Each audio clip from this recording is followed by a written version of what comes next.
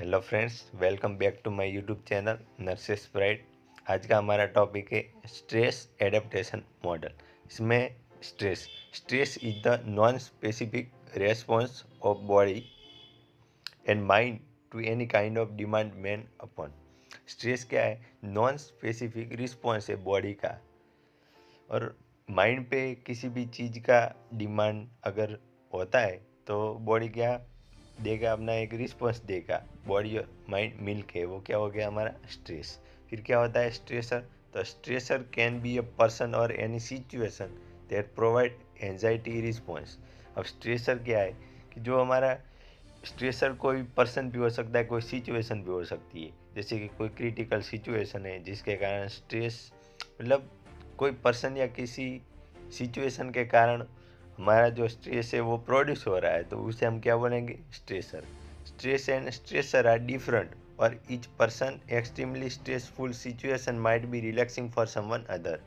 अब स्ट्रेसर सबके अलग अलग होते हैं। अब एक एग्जांपल लेते हैं, जैसे कि दो पर्सन है, उनमें से एक है जो कभी झगड़ा नहीं करेगा, उसको अंदर से डर रहेगा, एंजाइटी रहेगा कि नहीं झगड़ा क्या करना, और दूसरा उसमें जॉय फील करेगा कि नहीं झगड़ा करने में मज़ा आता है। तो सिचुएशन एक ही है, फाइटिंग, लेकिन दो अलग अलग पर्सन के लिए वो अलग अलग फैक्टर बन जाता है।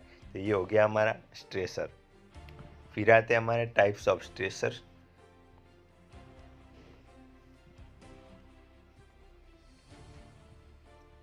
जिसमें हमारा पहला टाइप है एनवायरनमेंट। इसमें नॉइज़ पॉल्यूशन और ओवर क्राउडिंग। अब ये भी एक स्ट्रेसर बन जाता है किसी किसी के लिए, क्योंकि जहाँ पर ज़्यादा नॉइज़ पॉल्यूशन होता है या ओवर क्राउडिंग होता है तो वो इरिटेटिंग होता है और कुछ लोग उसे पसंद नहीं करते।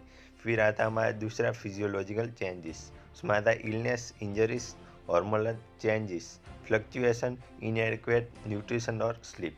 अब जब भी हमारी बॉडी में कुछ भी फिजियोलॉजिकल चेंजेस होगा तो वो आम सी बात है कि इतना जल्दी बॉडी एक्सेप्ट नहीं करेगा। जैसे कि इलनेस, अब इलनेस जब भी आता है तो किसी भी इंसान का मूड डिक्रीज हो जाता है, साइकोमोटर एक्टिविटी डिक्रीज हो जाती है, कुछ भी करने का मूड नहीं रहेगा उसका, और बॉडी जो है वीक फील करेगी।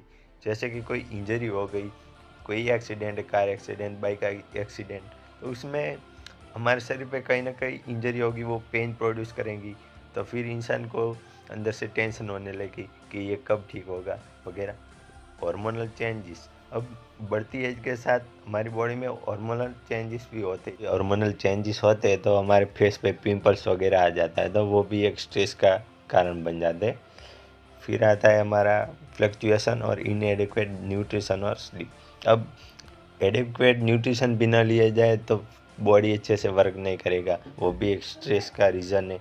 फिर आ जाता है हमारा एडिक्वेट स्लीप। अब जैसे हम रिलैक्स करते हैं, रेस्ट कर से करते हैं, उसी तरह हमारे माइंड को भी रेस्ट करना पड़ता है। तो माइंड का रेस्ट टाइम कौन सा होता है? जब हम स्लीप कर रहे होते हैं। तो ये हो गए हमारे फिजियोलॉजिकल चेंजेस। फिर आता है हमारा तीसरा type social. Financial loss, loss of loved one. अब फाइनेंशियल लॉस में एक एग्जांपल नया अभी जैसे कि अडानी साहब को हुआ है बहुत बड़ा फाइनेंशियल लॉस, तो उसे क्या टेंशन प्रोड्यूस होगा कि इतना बड़ा लॉस हो गया, अब क्या करूँगा। फिर लॉस ऑफ लव्ड वन, ये तो हर किसी ने फील किया हुआ होता है। जैसे कि कोई किसी की प्रेमिका है और छोड़ के चले गए, ब्रेकअप हो गया, तो बंदा ना स्ट्रेस में चला जाएगा कि अब क्या करूँ, या दूसरी पकड़ ले, क्या रखा है उसमें। फिर आता है हमारा चौथा टाइप थॉट, नेगेटिव थिंकिंग और थॉट्स। अब कुछ लोग होते हैं जिनका दिमाग नेगेटिव ही हमेशा सोचता है, पॉजिटिव विचार उनको कभी आता ही नहीं है, तो वो क्या हो जाता है? हमारा स्ट्रेस का एक रीज़न हो जाता है।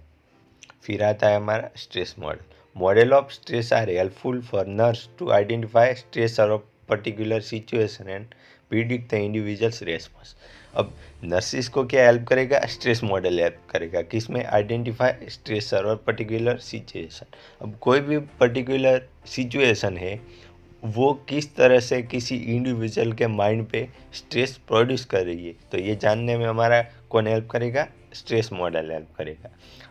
इसमें हमारा response based model of stress, उसका दूसरा नाम है जनरल अडेप्टेशन सिंड्रोम, वो देखेंगे अब।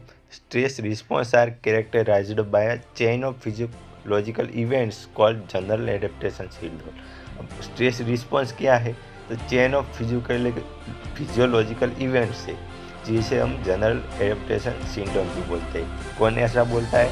सेल ए के अकॉर्डिंग ये है कि स्ट्रेस रिस्पॉन्स एक चेन ऑफ फिजियोलॉजिकल इवेंट है, जिसे हम जनरल एडेप्टेशन सिंड्रोम भी बोलते हैं। अब अकॉर्डिंग टू सेल ए, ये response based model of stress, the person stress response consist of 3 phases.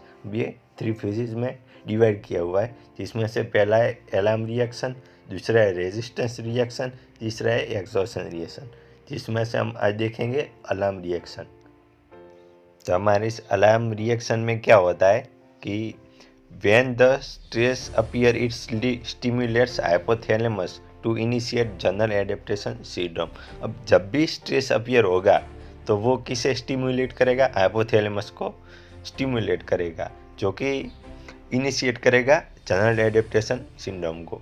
The first part of GAS means general adaptation syndrome is activated by sympathetic division of autonomic nervous system and adrenal medulla। अब ये किसी को activate करेगा? अब हम देखेंगे ये diagram, उससे समझते हैं। जैसे ही स्ट्रेसर आएगा वो स्टिमुलेट करेगा, ट्रिगर करेगा किसको? हाइपोथैलेमस को। और वो किसी को एक्टिवेट करेगा? सिंपैथेटिक नर्वस सिस्टम को। वो किसको स्टिमुलेट करेगा? एड्रेनल मेडुला को। जैसे कि हमने देखा alarm reaction, fight and flight reaction activated. फिर हमारा जो एड्रेनल मेडुला है वो रिलीज करेगा कैटाकोलामाइन्स, जिसमें एपिनेफ्रिन और नॉरएपिनेफ्रिन शामिल होता है। उससे क्या होगा? Fight and flight and alarm reaction activate होगा।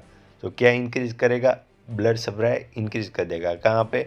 लंग्स पे, हार्ट, ब्रेन, स्केलेटल सिस्टम पे क्या हमारी ब्लड सप्लाई जो है वो इंक्रीज कर देगा। वो इंक्रीज होने के साथ ही हमारा ऑटो लेवल बढ़ जाएगा बॉडी में, जहाँ पर ब्लड का जो पंपिंग है, सप्लाई जो है वो बढ़ा है, क्योंकि ब्लड ऑक्सीजन कैरी करता है और उसका लेवल बढ़ने के साथ ही ऑक्सीजन का लेवल भी हमारी बॉडी में बढ़ जाएगा। तो ये हमारा अलार्म रिएक्शन।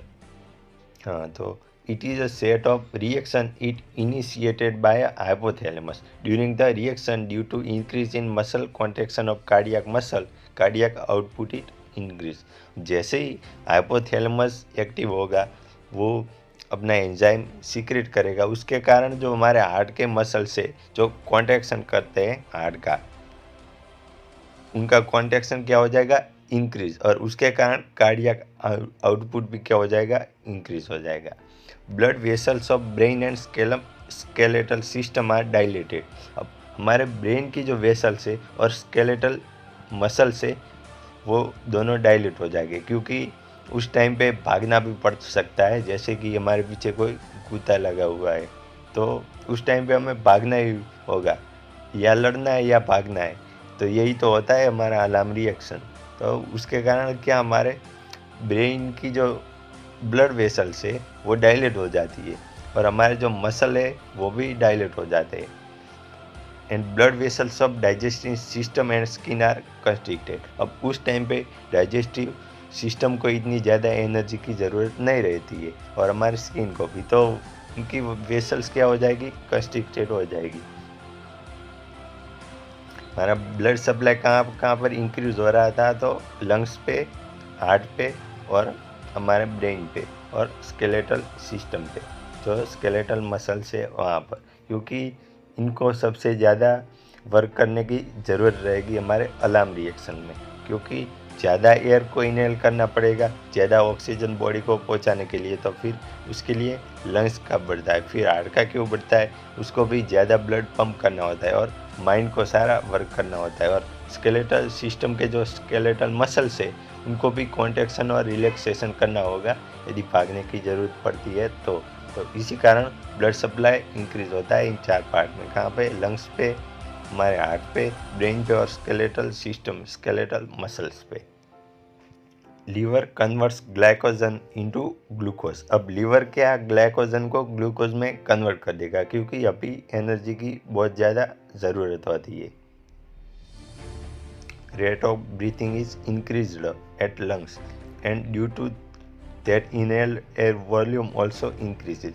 अब जैसे ही हमारा ब्रीथिंग इंक्रीज होगा तो हमारा एयर वॉल्यूम जो लंग्स में जा रहा था वो भी कहीं ना कहीं इंक्रीज हो जाएगा। Production of saliva and digestive enzymes are reduced in stress response. अब जब भी हमारा स्ट्रेस रिस्पॉन्स होगा, ये अलार्म रिएक्शन होगा, तब प्रोडक्शन ऑफ सलाइवा और जो डाइजेस्टिव एंजाइम है हमारा, जो हमारी खुराक को डाइजेस्ट करते हैं, तो उनका प्रोडक्शन क्या हो जाएगा, बंद हो जाएगा या कम हो जाएगा, क्योंकि इस टाइम पे एनर्जी स्केलेटल सिस्टम को देनी है, हमारी बॉडी की सिस्टम को। तो उसके कारण क्या हो जाएगा, सलाइवा और डाइजेस्टिव एंजाइम का जो प्रोडक्शन है वो रिड्यूस हो जाएगा, क्योंकि कुछ भी मुफ्त में तो मिलता ही नहीं है। कुछ भी काम करना हो उसके लिए पैसे लगते हैं, उसी तरह हमारे बॉडी में कुछ भी काम करने के लिए एनर्जी लगती है, जबकि ये सलाइवा और डाइजेस्टिव एंजाइम का प्रोडक्शन में भी एनर्जी लगती है, तो वो कहीं ना कहीं वेस्ट हो जाएगी। तो उस वेस्टेज को रोकने के लिए उसका जो प्रोडक्शन है वो रिड्यूस कर दिया जाता है। तो ये था हमारा alarm reaction. Thank you friends for watching my video. Like, share, comment and subscribe my channel if not done. Thank you friends.